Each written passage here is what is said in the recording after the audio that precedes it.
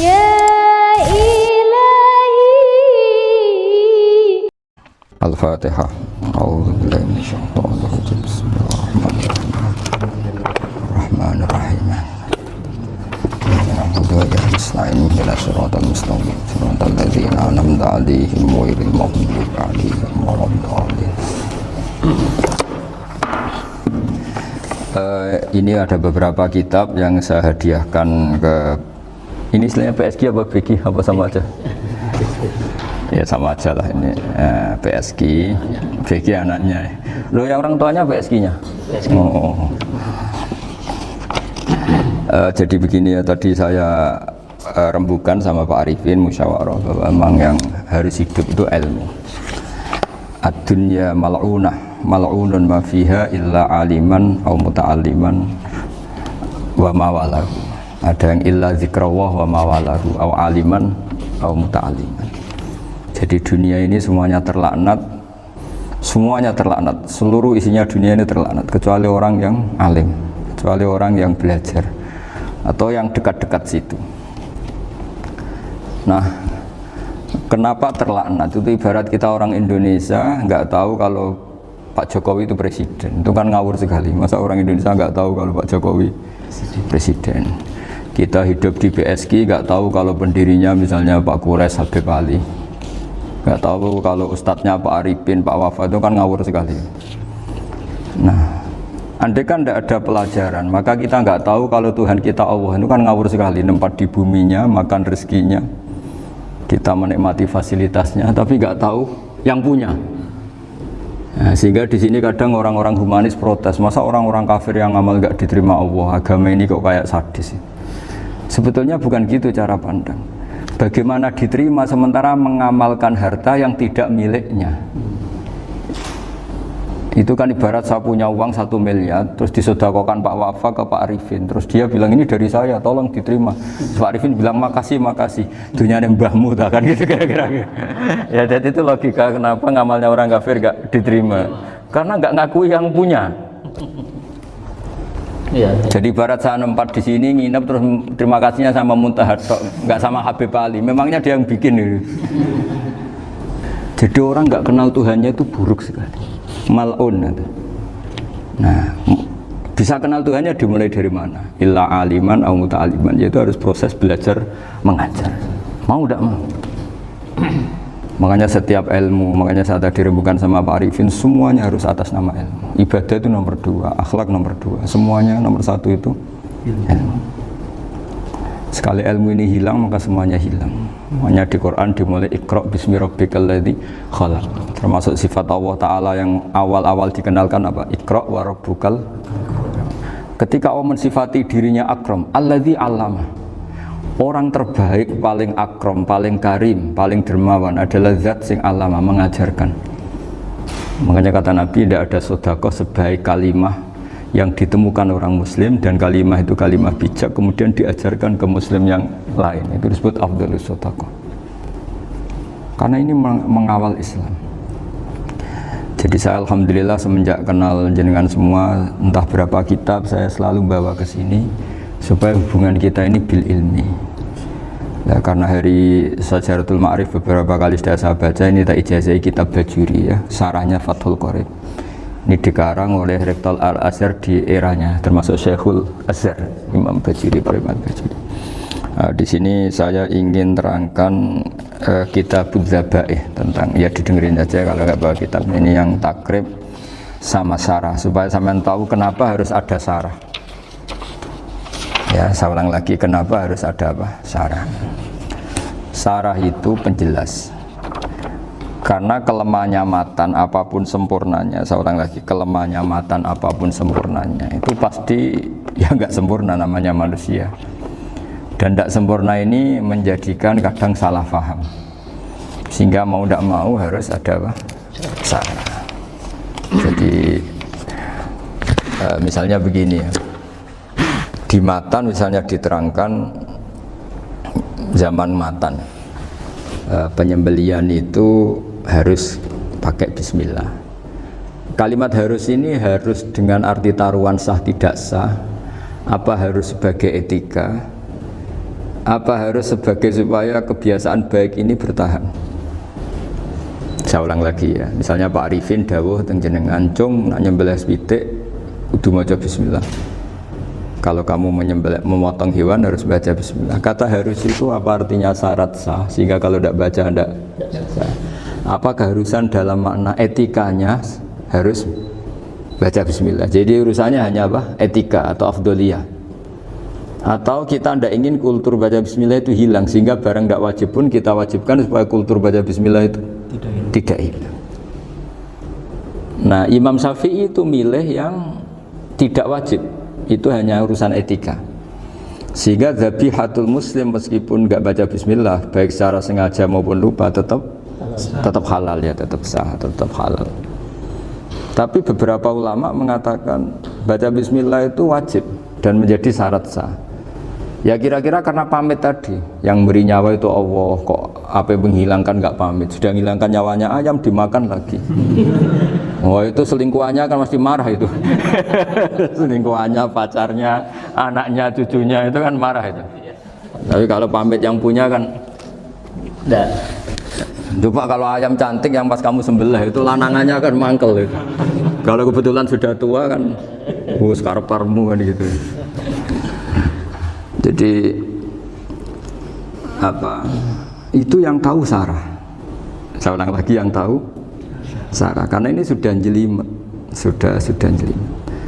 Sehingga nggak ada kitab matan yang induk kecuali disarain. Dulu ada kitab namanya Takrib, karangannya Abi Suja. Terus disarai kecil sekali oleh Fathul Qorib, ya, oleh Ibnul Qasim Al-Huzi itu. Terus disarai lagi oleh Bajuri. Jadinya Bajuri itu sudah sarhun ala sarhin warifin, sudah sarhun ala sarhin, bukan sarhun ala matnin tapi sarhun ala sarhin. Nah, kenapa memang kita butuh itu? Saya ulang lagi, kita butuh itu. Nah, kenapa butuh? Ya karena mau tidak mau. Saya ulang lagi, mau tidak mau. Karena matan itu seperti itu. Misalnya matan cerita, yang dikatakan menyembelih itu apa? Ya nyembelih itu ya nyembelih itu memotong hewan. Terus motongnya dari mana? Kalau kamu motong hewan dari mana coba? Dari belakang atau dari depan? Dari mana? Depan misalnya. Pertanyaannya, ketika dari depan itu paling penting terpotong al-hulkum wal mari misalnya. Yang satu majrur to'am, yang satu majrur ruh, kayak gitu, majrur nafas. Tapi andaikan dari belakang gimana? Tapi tetap terpotong. Mulai ribet kan? Kalau kubu sebelah kan enak, pokoknya nggak sunnah Rasul seperti itu, nggak mau debat. Tapi kita tidak, cara berpikir tidak gitu. Ini kan status hukumnya halal apa haram ketika ada orang motong hewan dari belakang. Nah, terus kita berdebat kan, mesti berdebat itu mau dibilang haram, nyatanya memenuhi syarat apa tadi, pemotongan, hulkumnya kena, amarinya kena. Mau dibilang halal, jangan-jangan pitiknya sudah pingsan, sudah mati karena dogrok-ogrok dari belakang. Nah, itu terus ulama debat, kan mungkin juga, ya kan, pitiknya sudah setengah kena corona, pingsan, terus, ya kan, sudah pingsan, terus digorok. Nah seperti ini mau tidak mau kita harus detail. Detail artinya yang dikatakan menyembelih itu apa? Ya nanti tak bacakan takbir di Bajuri ya, sekaligus ijazah untuk jenengan semua. Saya tadi alhamdulillah ketemu Pak Arifin lama, hentikan panjang lebar tentang pentingnya ilmu. Yang dikatakan menyembelih adalah mematikan hewan yang hidup dengan kaifiyah syariah. Saya ulang lagi, mematikan hewan yang hidup dengan kaifiyah syariah. Nah kalimat hidup ini mulai masalah. Hidup yang apa? Misalnya ada hewan, saya sering kalau ngaji cerita, ada ayam jago ketandang mobil, ketabrak mobil, kejet-kejet, nggak kamu sembelih pun 1 menit lagi pasti meninggal. Ini kan hanya koordinasi prosedur saja. Karena prosedur ayam mati harus kejet-kejet, nggak boleh nggak langsung peletes mati, nggak boleh. Nah pertanyaannya, ketika kejet-kejet ini kamu sembelih, itu halal apa enggak? Wong andai kan tidak disembelih juga sudah mati. Artinya penyembelihan ini kan tidak memberi kontribusi pematian tapi enggak ngefek gitu. Makanya terus ada perdebatan, ada hayatun mustaqirrah, ada hayatun ittiroriyah, ada harokatu masbuh. Itu kalau nggak sarah nggak bisa. Lalu pertanyaan nakalnya begini, saya itu betul pernah ngalami itu. Wayam jago itu kan mahal, apalagi kalau Bangkok kan. Saya pas jalan-jalan sama anak saya, sama jalan-jalan mau ke pasar itu di pertolongan tuar mak. Gusi halal tau ora? Kadang tanya orang awam, halal kata saya. Gitu. Padahal andai kan tidak disembelih ya pasti mati. Suatu saat ada yang mengkonfirmasi lagi. Saya bilang kalau kiai ya tidak pantas makan ayam gitu, tapi kalau kamu tidak kiai ya pantas saja. Daripada rata halal lo geremeng eman kan ribet. Nah sebetulnya itu dalam mazhab Syafi'i itu tidak halal karena dia sudah tidak punya hayatun mustaqirrah. Karena tadi setengah menit lagi atau 1 menit lagi pasti mati. Kan dia belum mati karena koordinasi Israel saja tetap yang nyambil itu. Tetap kan nggak segampang itu kan, tetap prosedur apa? Jalankan SOP. SOP-nya harus ada. Nggak boleh mati selonang-selonang itu, nggak boleh. Tetap ada SOP kata Pak Arifin ada SOP. Dia kalau sama saya bisa guyon kalau. Nah, tapi misalnya nanti pertanyaan, tapi dalam mazhab Maliki itu diabaikan, hayat mustaqirrah, hayat ittiroriyah, hayat itu diabaikan. Cara berpikir Imam Malik lebih matematis. Kalau nggak disembelih itu matinya berapa menit? 1 menit lagi. Gara-gara disembelih dia mati sekarang. Berarti eksekutornya ya peso itu. Ya berarti peso itu memenuhi kriteria mematikan sesuatu yang masih hidup, hewan yang hidup dengan cara syar'i. Jadi andai kan ada rapat malaikat, matinya karena apa coba? Karena peso apa karena kecelakaan? Karena peso. Ya kan? Karena kalau nggak tanpa peso nunggu 1 menit, gara-gara disembelih langsung terjadi sekarang. Nah karena hukum halal ini yang menarik dan menguntungkan. Di bab ini orang jadi Malikiyah semua. Mana maksud saya? Jadi kita ini sebetulnya Syafi'i pecundang gitu. Syafi'i partai politik. Jadi kalau sedang tidak menguntungkan ya tidak. Kata siapa kita Syafi'i banget? Tidak juga itu. Ya, jadi karena tadi ya kalau pada level perdebatan ulama itu ada tadi ya, ada seperti itu, ada hayatun mustaqirrah, ada hayatun ittiroriyah, ada harokatul masbuh. Jadi tak baca ya supaya dapat barokahnya ulama ya. Jadi tak baca redaksinya. Ini di halaman, terus kitab ini saya tinggal sebagai amal saya, keluarga saya, sebagai penghormatan saya sama Habib Ali, Habib Quraisy, Habib Hussein semuanya, Pak Arifin dan Bismillahirrahmanirrahim. Wa'lam, ini halaman 562, ikutnya bab Kitabu Ahkamis Sayyidi wa Dzabai. Ya, jadi nanti yang mungkin kalau beda halaman cari di babnya kalau beda halaman cari di babnya, karena kadang beda halaman warifnya. Kalau cetakan sekarang engkak ya beda. Iya, kadang beda juz pun kayak Ikhya sekarang tuh sampai 6 juz. Zaman kita ngaji kan 4 ya. Sekarang ada yang 6, ada yang ribet cetakan sekarang ya. Di atas ada 10. Satu Ikhya itu. Hurufnya dibesarin. Ikhya biasa. Iya, ada yang sama. Karena ngerti zaman akhir paling sudah agak buta huruf. Saya tuh dulu punya guru terakhum sudah sepuh. Itu baca gini nggak bisa Pak. Jadi kalau di kelas harus dituliskan pakai spidol. Mulang Minhajul Abidin. Sudah sepuh sekali. Kalau ngajar itu nggak bisa jalan, udah pakai becak. Itu yang nulis agak kurang ngajar. Nulis CDE ben cepet bar. Jadi kadang itu itu. Beliau masih semangat, tulisannya habis. Loh kok sentek jeng. Terus ya wes ya. Jadi nulisnya di HVS baru dulu. Ya cepat selesai. Iya. Nah kalau beliau pakai kitab sudah enggak perso itu. Anak-anak wah nulisnya sidik benang ber. Ribet. Saya ulang lagi ya. Jadi yang mau saya baca tadi itu logika fikih ya. Fikih itu berpikir ya. Di mana-mana namanya menyembelih itu dari hidup dimatikan dengan kaifiyah syariah. Kaifiah syariah ini tidak boleh kamu nyontohkan harus disembelih, keliru juga. Karena untuk hewan yang berot atau hewan liar cukup dipanah asal ma'an harad dama yang bisa mengalirkan apa? Darah.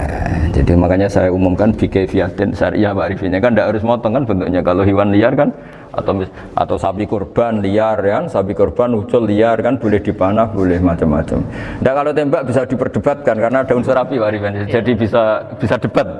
Meskipun ada yang bilang boleh tapi bisa debat lagi kan? Karena ada unsur apa? Api Pak Arifin. Ya. Tapi ini saya cerita umumnya bikaifiatin syariah. Nah, karena kalimat hewan hidup, ada kalimat hidup. Hidup yang apa kan pertanyaannya? Hidup yang sudah kejet-kejet, misalnya sudah koma, sudah kena corona, disentak istrinya, itu. Apalagi ayamnya menyaksikan pasangannya diselingkuhi, wah itu sudah stroke itu dia. Itu. Nah itu. Makanya kalau orang suka macam-macam itu kayak ayam, makanya itu. Saya baca ya. Bismillahirrahmanirrahim. Wa'lam annahu yujadu fi ibaratihim hayatun mustaqirrah, hayatun mustamirrah, harakatu madhbuh. Wa yuqalu aisyu madhbuhin. Wal farqu bainaha annal hayata al mustaqirrah yakunu ma'aha ibsarun bi ikhtiyarin wa nutqun bi ikhtiyarin wa harakatun ikhtiyariyah. Wal hayat al mustamirah hiya allati tastamiru ila khurujir ruh minal jasad. Wa harakatul masbuh hiya allati la yabqa maha ibsarun bi ikhtiyarin wala nutqun bi ikhtiyarin wala harakatu ikhtiyariyah. Bal yakun maha ibsar wa nutqun wa harakatun ittirariyah ini. Wa ba'duhum farraqa bainahuma. Sampai saat terus ini. Jadi ini perbedaan-perbedaan pandangan ulama. Nah, Imam Malik itu mengabaikan semua istilah itu.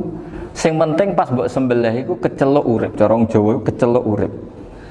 Cek hayat mustaqirrah, cek ittirariyah, cek harakatu masbuh, pokoknya kecelok urip. Ini kecelok urip bisa dibilang masih hidup. Karena kalau bisa dibilang masih hidup, kamu sembelih, tetap nanti rapat malaikat kira-kira gitu. Ini matinya karena apa? Karena kecelakaan. Oh, kalau kecelakaan 1 menit lagi matinya dong. Tapi kan matinya sekarang ya karena disembelih. Nah tadi saya bilang sebenarnya mazhab Syafi'i itu tidak seperti itu. Karena Imam Malik menghalalkan, biasanya penggemarnya lebih banyak di bab bangsa halal itu kan. Penggemarnya masih banyak. Tapi ya sudahlah, itu masih ahli sunnah karena salah satu dari mazhab 4. Tapi logikanya juga masuk. Jadi kita bukan sekedar taklid ke Imam Malik, tapi kalau kita ikhtiyat ikut Imam Syafi'i ya monggo, karena mungkin secara medis karena mengalami seperti itu mungkin tingkat kesehatannya apanya sudah ya sudah lah, yang penting makanya terus orang Jawa pinter, nak PTE jago ya halal, nak cilik enggak lah. Itu kan ibarat perdebatan antara kepiting sama yuyu. Yang menghalalkan kepiting itu mengharamkan yuyu. Tahu yuyu yang kecil di sawah ya? Tak tanya kenapa yuyu halal, karena amfibi Gus, bisa hidup di dua alam. Memangnya kepiting enggak? Oh beda. Ternyata beda maksudnya. Eman Gus kalau haram. Eman kan, kalau yuyu haram kan nggak ngefek kan, kecil. Ini mufti kok. Oh udah kadang halal, udah kadang makan selama ini. Iya selama ini udah kadang makan itu. Makanya banyak kiai yang mengharamkan kepiting sebetulnya, tapi minoritas kan. Minoritas. Tapi yang mengharamkan yuyu mayoritas, wong kecil aja. Jadi kita ribet ikut siapa? Gitu. Kata siapa ahli fikih gak mikir untung rugi. Makanya saya ini bingung, jadi saya ini kan kiai ya, kiai betul, susah kadang jadi kiai. Sebagian guru saya itu mengharamkan kepiting. Nah kalau kayak dolan di daerah Juwono Mas Nafis, daerah itu, penghormatan tertinggi santri itu kalau nyugoi kiainya kepiting, karena itu makanan termahal. Bingung kan dia? Mau tidak makan itu kayaknya dipersiapkan betul Pak Rifan. Udah ada effort ya. Warna nyari yang mahal kan, mau makan itu sebagian guru kita mengharamkan. Akhirnya ya ad-darurat tadi, makan sekadarnya. Kalau saya habis 3 pasti israf. Kalau habis 1 prosedur hormat yang nyugui. Itu susahnya jadi kiai. Kalau kamu kan tidak kiai, mumpung gratis. Enaknya nggak jadi kiai kan itu Mas. Pertimbangannya mumpung gratis. Sudah gitu masih mun dibutuh mawon, makai dibutuh mawon. Oh, digawa tenan. Tapi sebetulnya ada sisi naif dari yang bilang halal tadi. Ketika yang bilang naif itu versinya, tapi ya nggak apa-apa, semoga dimaafkan Allah. Naifnya tadi, tapi saya tidak tapi itu masalah khilafiyah ya. Semoga yang mengatakan halal juga benar, karena punya perhitungan iman tadi. Tapi yang bilang halal itu tak tanya, Yuyu itu halal apa haram? Lucunya jawab haram semua. Yuyu bahasa Indonesia nggak ada kayaknya. Tidak tahu juga saya. Yang penting paham tapi Yuyu, yang kecil itu. Itu kalau diharamkan nggak ada yang protes ya? Nggak ada. Tapi kalau kepiting? Ini pakai model apa? Coba Pak Wafa, kalau alasannya amfibi, Yuyu sama kepiting sama enggak? Kalau alasannya amfibi, hidup di 2 alam. Sama-sama. Sama-sama. Kenapa kepiting jadi halal? Lebih bernilai. Ini juga mufti model baru. Mungkin muftinya menghalalkan itu. Iya makanya itu. Kan jadi kayak tadi ayam jago tadi orangnya tak tanya akhirnya. Andekan yang kecelakaan tuh ayam kecil. Kamu tanya saya enggak? Ya enggak, aku langsung tak buang. Kan langsung dibuang. Berhubung ayam besar. Eman kan. Tapi nurani aja sebetulnya protes. Nyembelih klekek terus.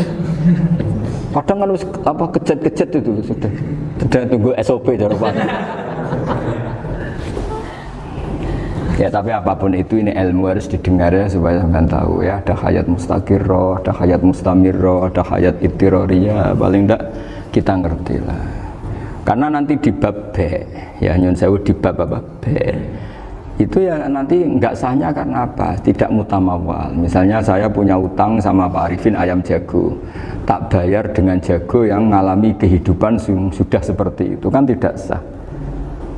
Meskipun itu hidup tapi sudah tidak hayat yang mustamirah, tidak normal. Jadi ilmu itu apapun tidak cocok kita karena beda mazhab misalnya, tetap sebagai apa? Ilmu. Jadi jangan pernah anti ilmu meskipun kita tidak cocok. Dulu saya itu heran sama Abu Hanifah karena membolehkan merujuk wakaf.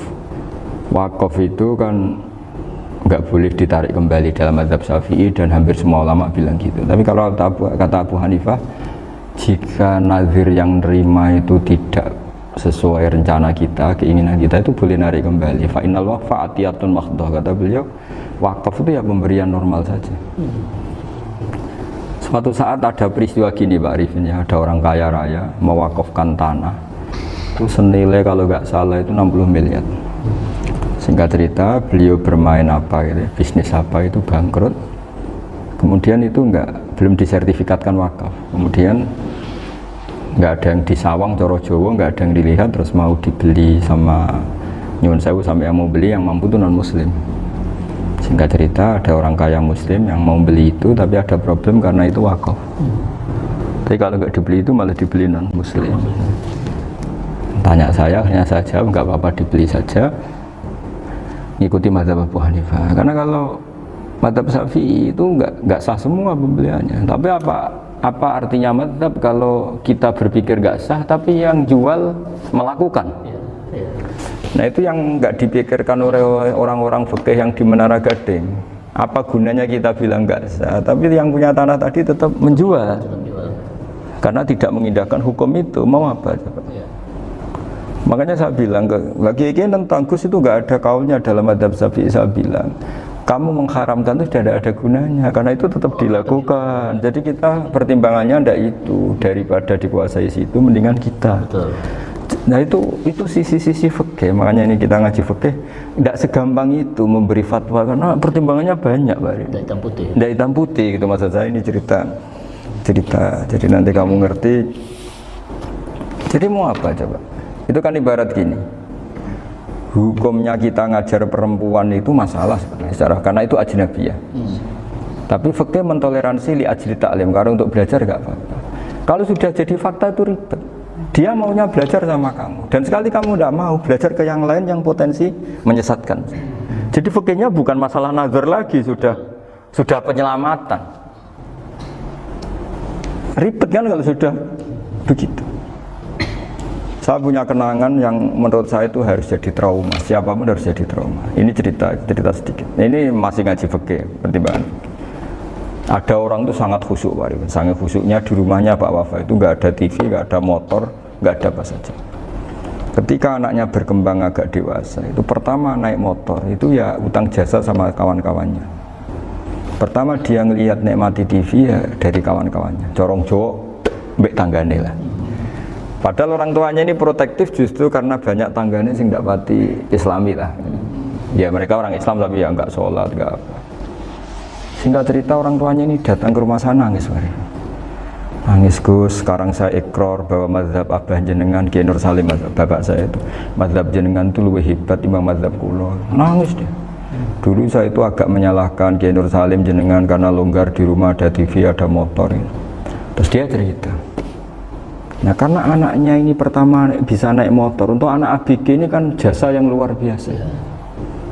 Karena dia butuh sekali bisa naik motor, dipinjemin. Akhirnya walhasil anaknya ini nyon saya merantau ke Jakarta kemana? Akhirnya lam yusolli wa lam yasum. Padahal anaknya ya kiai kampung. Terus tak ceritanya. Terus akhirnya dia tanya, kenapa sih Gus jenengan sama Abah kok longgar gitu sama anak? Terus tak ceritani gini Pak Arifin. Menurut ilmu al-insan abdul ihsan, manusia itu budaknya kebaikan. Karena utang jasanya sama anak ini, ya dia akan ingat anak ini. Sementara kenangannya baik jenengan buat amui. Tidak boleh. Dia baru ngakui ya Gus saya itu nyun sewu hanya khusyuk tapi kurang ilmu. Tadi dia hanya berdasar khusyuk. Bocah kok main delok TV kan pikirannya hanya gitu. Ini cerita ilmu, saya bukan menjustifikasi manapun. Ini kan cerita ilmu Pak Ribin ya. Jadi semuanya itu ada hitung-hitungannya. Coba kalau kita terlalu stakung be anak pertama naik motor jasanya orang nggak sholat ya, pertama roh TV jasanya orang nggak sholat. Coba terikatnya anak ini sama kita apa sama orang itu? Sama orang itu. Bayangkan kalau umur ABG, kalau umur sak pari pun Pak Wafa ini nafsu astagfirullah kan. Gue cop tua nome ya orang. Gaya tok, bareng tua udah khusus gaya tok. Aslinya namanya bodoh. Ya saya sama semua. Cuma saya akan lebih jujur dari biasa. Jadi orang itu harus ngitung gitu. Itu kenapa Mbah Mun tuh kiai alim alama. Setahu saya dalamnya ada TV. Putra-putra ini lihat TV. Meskipun kita tidak mungkiri negatifnya TV, kita nggak mungkiri Pak Arifin ya. Tapi tadi ketika anak-anak ABG itu pertama lihat TV jasanya tonggone. Kalau kebetulan tanggane wong soleh nggak masalah ya. Kalau enggak, itu nangis ke rumah saya itu ya. Nyesel dia. Tapi saya bilang gini, ini jenengan tiang soleh, mesti anak jenengan suatu saat kembali. Coba pola jenengan harus rubah. Ini hebatnya Nabi. Ketika Sayyidah Aisyah masih kecil, minta diperlihatkan li'bul habasyah. Itu ya diturutin kan masyhur itu. Kayak apa Nabi? Karena kalau nggak diturutin, pasti Sayyidah Aisyah akan ngidolakan mainan yang lain yang di luaran sana malah.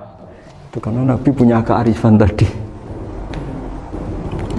Jadi ini kan ilmu, lagi-lagi ilmu. Jadi yang semua itu harus dibaca dengan ilmu. Makanya kata Nabi, ad-dunya mal'unatun mal'unun fiha illa dzikrawah wa ma'alalahu aw aliman aw muta'alliman. Karena dunia ini hanya bisa dibaca dengan ilmu. Yang diridhai Allah maksudnya hanya bisa Lalu saya itu banyak kenal menteri, kenal pejabat. Tapi saya tidak pernah melihat itu sebagai pejabat. Melihatnya itu orang yang ingin belajar agama. Karena sekali salah melihat, yang hidup itu tamaknya Pak Arif. Yang hidup kan tamaknya. Saya kenal orang kaya kok melihat kayanya, yang hidup itu tamaknya, ingin dapat ini, dapat. Tapi kalau melihat itu sebagai hamba Allah yang ingin belajar, insya Allah kita selamat dari tamak. Meskipun kita ya manusia tidak sempurna. Setidaknya ketika dia lomo atau tidak lomo, nyalami template apa tidak ngefek, karena kita melihat ini mau belajar. Tapi kalau kamu didorong tamak, katanya orang kaya ternyata nggak tahu haknya kiai, ribet kan? Ribet. Ya kalau kamu punya santri cantik ya lihat itu sebagai santri kamu. Jangan melihat ini mau nggak sama saya, kalau enggak ya wah ya ribet kalau gitu. Ini anak-anak muda harus dilatih ikhlas, bahaya ini santri-santri sampean kalau nggak dilatih ikhlas ini bahaya. Karena ini belum punya penggemar pejabat, paling ya anak-anak yang ya tadi ABG. Jadi lah Sarah kembali lagi Sarah itu membicarakan itu detail. Jadi ya makanya kenapa orang mati yang lahir langsung meninggal itu nggak wajib disolati. Alasannya di fikih ya lucu, karena dikatakan sholat mayit di mana-mana mayit itu sabakohu hayatun. Di mana-mana namanya mati itu terdahului oleh hidup. Nah ini nggak pernah hidup langsung mati. Jadi fikih itu ya kadang lucu. Ya gitu aja alasannya. Kamu nyolati apa? Mayit. Kenapa kok mayit? Ya mayit itu namanya mayit. Orang mati. Orang mati artinya pernah hidup. Lah itu Sarah.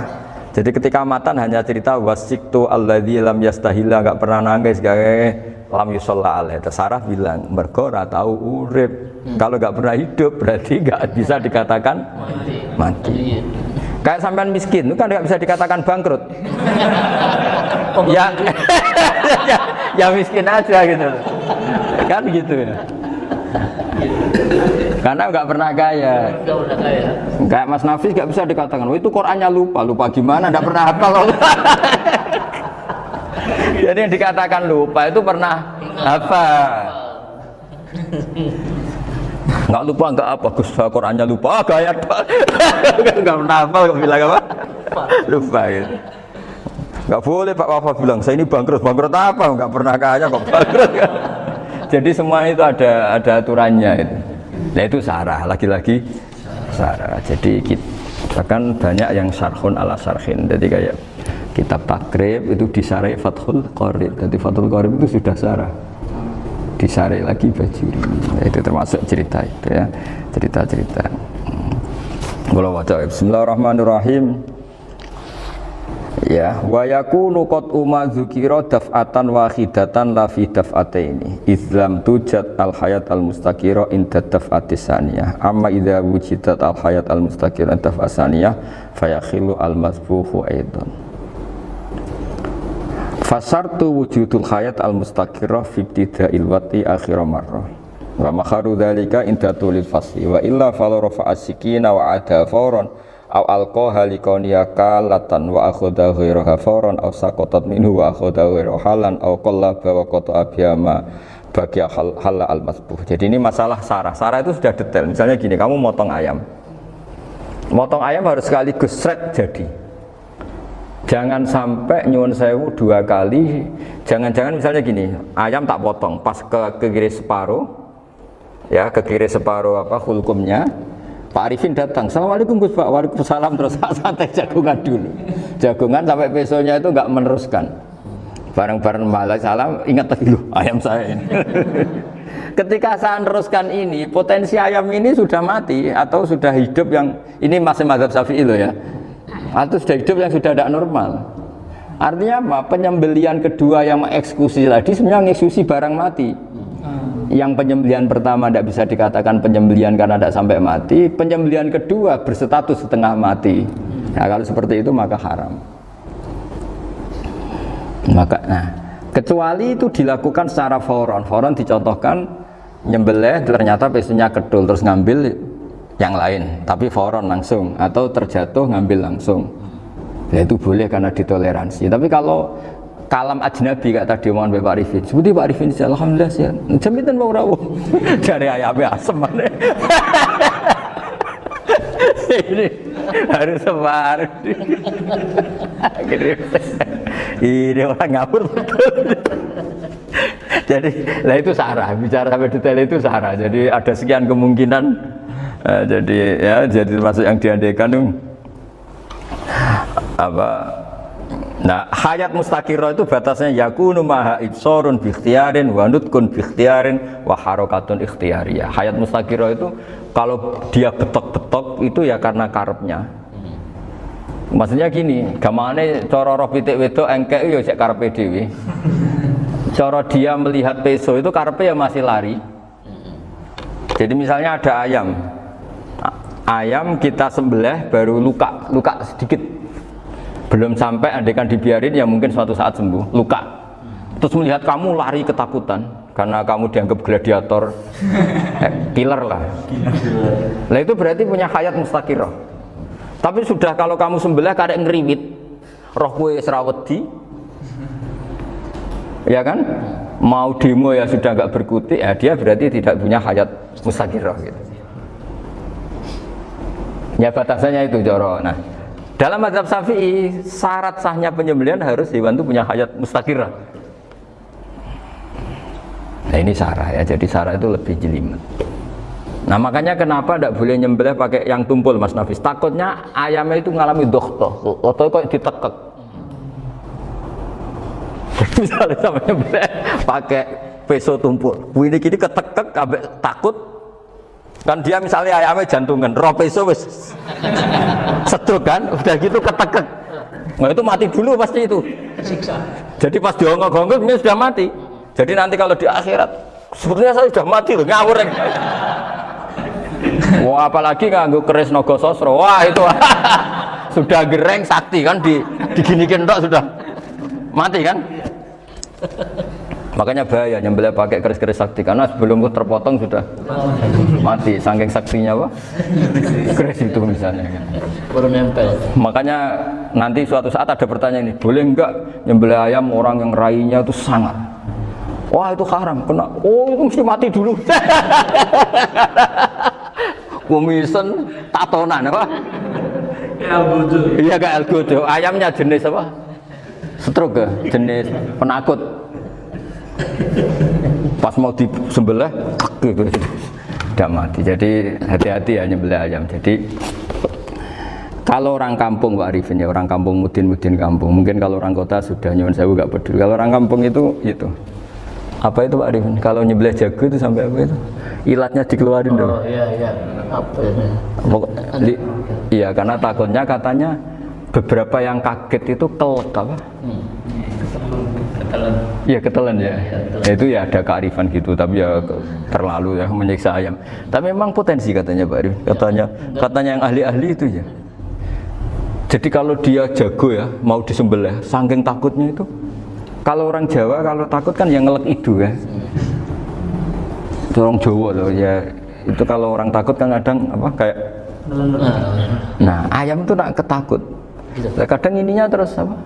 Lidahnya masuk. Akhirnya pas disembelih ini nggak kena. Nah makanya terus banyak mudin yang punya ikhtiar tadi. Pernah lihat Pak yang ayam jago itu? Ilatnya ya itu ya tidak wajib, cuma tidak bisa kita salahkan. Tapi kata penyembelih yang lain tak tanya eksekutor yang lain, pokoknya rodok dipenegus. Iku seraiso.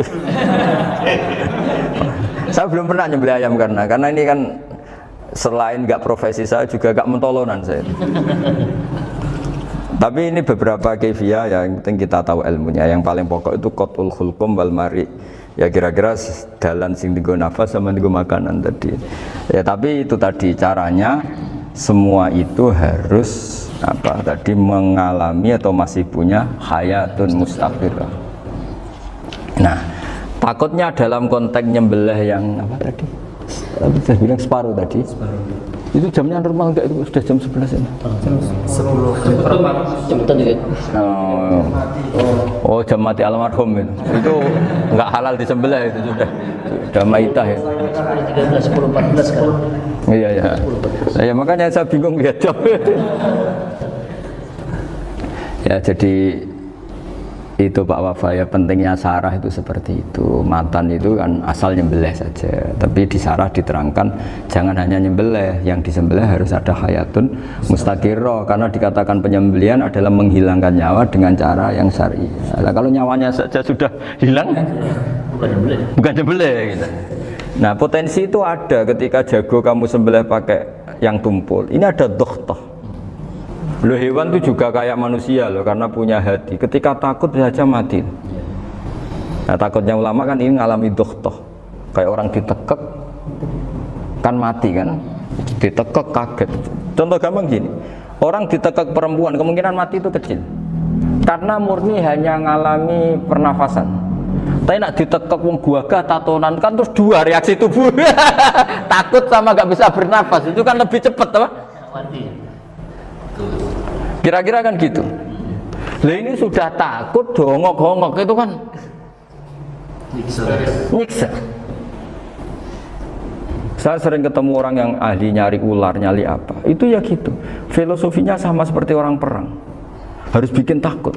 Iku kewan Gus nak disewentak, iku telelekan, jadi telelekan iku apa Pak Anda bicara bahasa Batawi ini itu. Orang kaget terus terpaku itu. Apa kayaknya? Teorinya Khalid bin Walid kan gitu. Kalau perang supaya musuh takut. Kamu tahu saya, kami siapa? Penggertak gitu ya. Ayat ji'na biqaumin yuhibbunal mauta kama tuhibbunal hayat. Kita ini bawa pasukan yang mereka mencintai mati kayak kalian mencintai hidup. Pasukan kami ini wah darwis, berani modar ya wis gitu, kira-kira gitu kalau bahasa Jawa itu. Tak mati. Berani mati. Berani mati. Akhirnya musuhnya kan nah, di antara syaratnya perang kan gitu, harus bikin musuh itu takut, gemeter. Nah telelekan itu gampang gitu, telelekan itu pokoknya tadi loh Pak Arifin, kepaku tadi. Agak berkutik. Paham ya? Nah jangan-jangan ayam yang kita sembelih mau wis wedi diongok-ongok mati duluan gitu. Nah makanya terus kata musannaf kalau bisa itu wa yakunu madzukira bidafatin wahidah. Kalau itu usahakan sekali jadi. Tapi itu bukan berarti syarat sahnya harus sekali jadi. Kira-kira karena tadi gak kebayangkan kalau baru separuh tak Assalamualaikum Gus Pak, waalaikumsalam Pak Arifin, sebuti kabarin. Baru itu terus ingat, diteruskan lagi, kemungkinan ini sudah mati apa?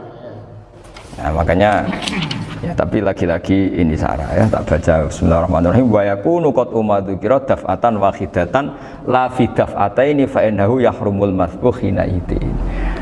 Kalau dua kali, tapi dua kali maksudnya yang satu kali ini mengakibatkan kematian. Dikatakan penyembelian belum sempurna, dikatakan hidup toh nanti pasti mati, berarti tidak mengalami hayatun mustaqirah.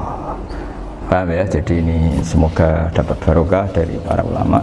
Jadi saya mohon nanti Pak Wafa, Pak Muntaha, teman-teman jangan hanya baca matan ya, pada level alim itu harus baca syarah, karena matan itu nyun sewu tidak cukup untuk menjawab sekian kemungkinan. Nah syarah itu sono fardul masalah. Ya Pak Arifin ya, mengandekan masalah meskipun belum terjadi ya pengandaian, sehingga nanti kalau terjadi kalau militer itu apa? A, B ya, alternatif gimana? Kalau strategi itu kan ada sekian A, B, C, kalau A gagal B sudah siap, oh militer. Jadi kalau masuk surga pintu satu gak bisa itu kedua lewat teras ini sembrono. Pergi Al-Fatihah. Bismillahirrahmanirrahim. Shiratal mustaqim shiratal ladzina an'amta 'alaihim ghairil maghdubi 'alaihim